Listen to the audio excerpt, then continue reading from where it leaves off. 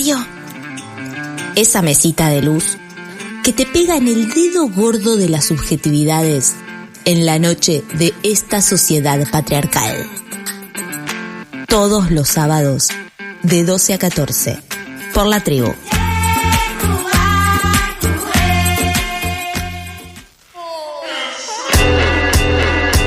Y ahora sí, lo prometido, lo que le veníamos diciendo, estuvimos haciendo historias en Instagram pidiéndoles que nos digan si sabían por qué el 17 de mayo de cada año se conmemora el Día Internacional contra la Homofobia, Bifobia y la Transfobia. Y esto es porque ese mismo día, en 1990, la Organización Mundial de la Salud eliminó la homosexualidad de su lista de enfermedades mentales. Esto es un hito histórico, ¿no? En todo lo que es la lucha LGTBIQ+, y se empezó a dar durante los años 90.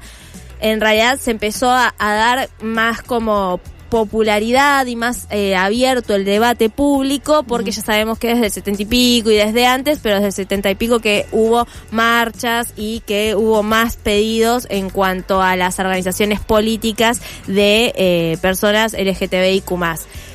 Recién en los 90 se consiguió esto. Vayamos pensando cómo estamos en comparación a el día de hoy también. A ver. Pensemos que en el 2021, según la Asociación Internacional de Lesbianas, Gays, Bisexuales y Transexuales, en el 2021 se registraron más de 6.000 asesinatos por odio a personas LGTBIQ+. Y en Argentina, según Amnistía Internacional, el 70% de las personas trans han sufrido discriminación en el ámbito laboral. Hay también investigaciones que se hicieron a partir el año pasado, el 2023, el Observatorio de Violencias sacó una información de que el 2023 fueron 133 los crímenes de odio, si no me estoy equivocando. Te miro, Lea, porque me mandaste recién la información. Sí. 133 los crímenes de odio durante el 2023, y ese mismo observatorio sacó el porcentaje de que es aproximadamente un 7%, perdón, estoy diciendo información sin chequear, no, un 70% más en este año. ¿Por qué hablamos de los crímenes de odio y por qué es que estamos diciendo todos estos porcentajes? Hace 3 semanas más o menos, el biógrafo de Milei salió a dar un montón de porcentajes, así como casi lo estoy diciendo yo, diciendo que las personas homosexuales tienen menos posibilidades de vida, viven menos. A ver, según la Organización Mundial de la Salud, no hay una relación inherente entre la longevidad de las personas con su elección de género. Pero lo que sí hay, y también la Organización Mundial de la Salud hace hincapié en esto, son los discursos de odio que promueven los maltratos, la violencia laboral, la violencia social, la violencia física a todas las personas que tengan una forma de vivir o de relacionarse diferente a la normativa que hay en el sistema.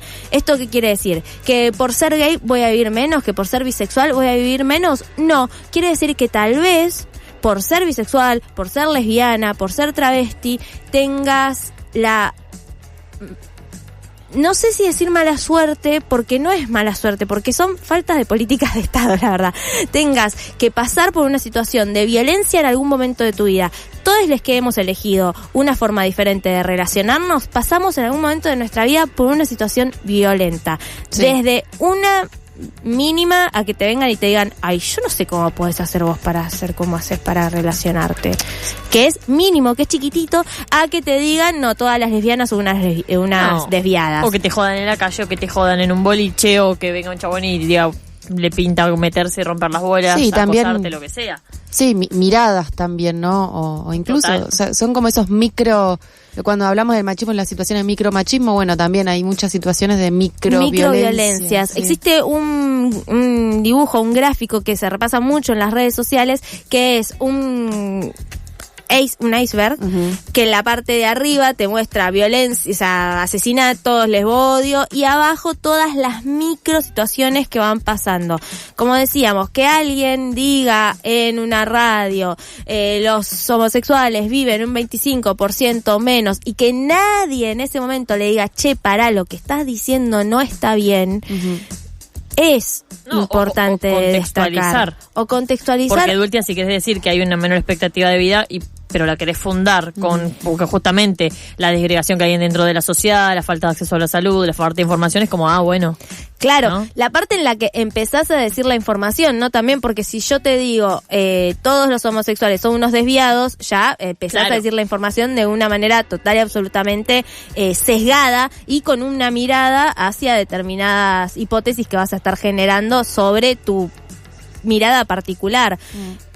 ¿Por qué hago hincapié en esto de y nadie le dice, che, lo que estás diciendo está mal? Porque lamentablemente a veces lo que sucede es que cuando un Estado empieza a responder a las necesidades de determinados colectivos, se cree que el color político de ese Estado se identifica totalmente con esas banderas que se han aceptado, que se han levantado durante ese gobierno. Por ejemplo, un montón de personas creen que todo lo que es derechos humanos está asociado directamente con los Kirchner.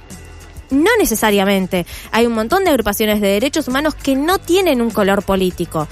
Y cuando empezó el gobierno de Alberto, se empezó a asociar muy directamente todos los derechos LGTBIQ+ a el gobierno de Alberto. Entonces, como el gobierno de Alberto fracasó y hubo una crisis, ¿la crisis de quién es culpa? ¿De las malas políticas que se tomaron? ¿De la economía? ¿De la deuda? No, de los putos.